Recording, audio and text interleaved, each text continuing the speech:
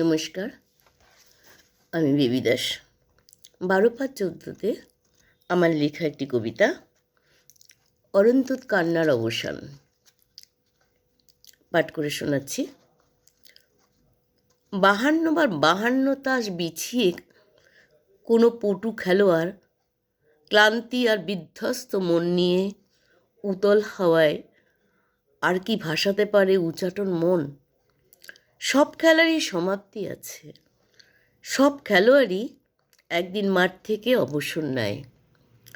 তারপর একান্ত নিজস্ব দীপন নিয়ে চৌখার টোপকে ঘরের আগল তুলে দেয়। বাইরের ভাঙন দহন যন্ত্রণা সরিয়ে পুরনো পানপাত্রে নিবিড় চুমুক দেয়।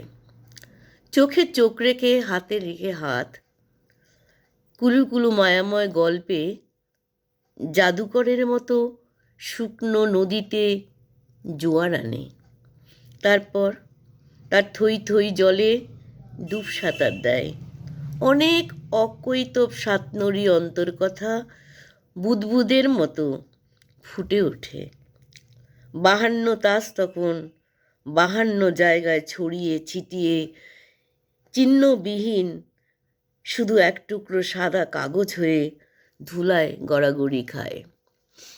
কেউ কি কখনো শুনেছ বলি কাঠে নিরীহ ছাগল বদলে বাঘ বলি হয়েছে?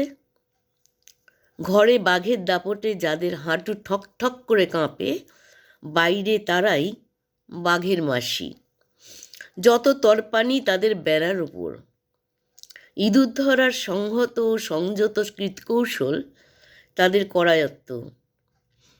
বাইরের নিরীহ ছাগ বলি দিলে দুষ্ট কাপালিকের মতো রক্তক্ষরণে প্রাণহরণে যারা আনন্দে আত্মহারা, তাদেরকে বলি নেংটি ইঁদুর ছেড়ে নিরীহ ছাগ বলি বন্ধ করে বেড়ার উপর গোসা না করে মিয়াও মিয়াও না করে হালুম বলতে শেখো। নয়তো বাঘবশের মন্ত্র শিখে নাও, তবেই তো শান্তিপূর্ণ সহবাস যাপনে অরন্তুৎ কান্নার অবসান। নমস্কার।